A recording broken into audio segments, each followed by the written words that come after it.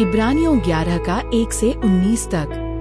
अब विश्वास उन बातों का निश्चय है जिनकी हम आशा करते हैं, और उन चीजों का प्रमाण है जो हमारी आँखों से दिखाई नहीं देती। इसी विश्वास के कारण हमारे पुरखों को अच्छी गवाही मिली। विश्वास से ही हम समझते हैं कि सारी सृष्टि परमेश्वर के वचन से बनी है। जो दिखाई देता है वह दिखाई देने वाली चीजों से नहीं बना। विश्वास से ही हाबिल ने कैन से उत्तम बलिदान चढ़ाया। परमेश्वर ने उसकी भेंट को ग्रहण किया और उसके धर्मी होने की गवाही दी। वह मर गया, पर उसका विश्वास आज भी बोलता है। विश्वास से ही हनोक उठा लिया गया और उसने मृत्यु का अनुभव नहीं किया।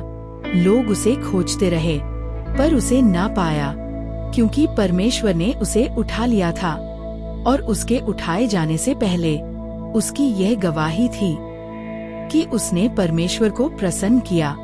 और विश्वास के बिना परमेश्वर को प्रसन्न करना संभव नहीं है। जो उसके पास आता है उसे विश्वास करना चाहिए कि वह है, और अपने खोजने वालों को प्रतिफल देता है।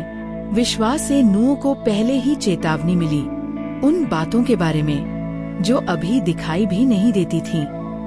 उसने भय और भक्ति के साथ अपने घराने के बचाव के लिए जहाज बनाया और इस आज्ञाकारिता के द्वारा संसार को दोषी ठहराया और उस धार्मिकता का वारिस हुआ जो विश्वास से होती है।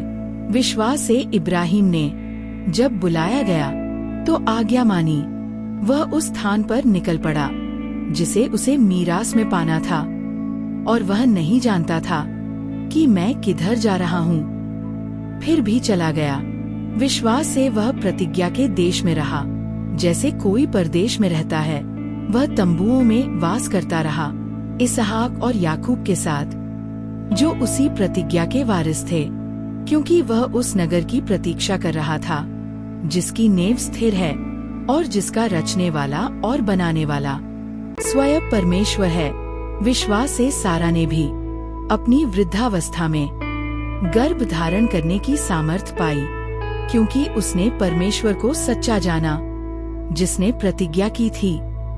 इसलिए एक ही मनुष्य से, जो लगभग मरा हुआ सा था, असंख्य वंश उत्पन्न हुआ, आकाश के तारों के समान और समुद्र किनारे की बालू के समान, जिसकी गिनती नहीं। ये सब विश्वास में ही मर गए। उन्होंने प्रतिज्ञाएं पूरी होते नहीं देखी, पर उन्हें दूर से देखकर आनंद किया और ये स्वीकार किया कि हम पृथ्वी पर परदेशी हैं और यात्री हैं। जो ऐसा कहते हैं वे यह दिखाते हैं कि वे एक स्वदेश की खोज में हैं, और यदि वे उसी देश को सोचते रहते जहाँ से निकले थे तो लौट जाने का अवसर था। लेकिन वे एक अच्छे अर्थात स्वर्गीय देश के अभिलाषी हैं। इसीलिए परमेश्वर उनका परमेश्वर कहलाने में नहीं लजाता, और उसने उनके लिए एक नगर तैयार किया है। विश्वास से इब्राहिम ने जब उसकी परीक्षा हुई तो इसहाक को बलिदान करने को तैयार हो गया। उसी ने जिसे प्रतिज्ञाएं दी गई थी अपने एकलौते को चढ़ाने का मन बना लिया। यही वह इसहाक था जिसके बारे में कहा गया था कि इसी से तेरा वंश कहलाएगा। उसने ये विचार किया कि परमेश्वर सामर्थी है कि मरे हुओं में से भी जिलाए, और उसी रीति से वह उसे फिर से पा गया, एक प्रतीक के रूप में।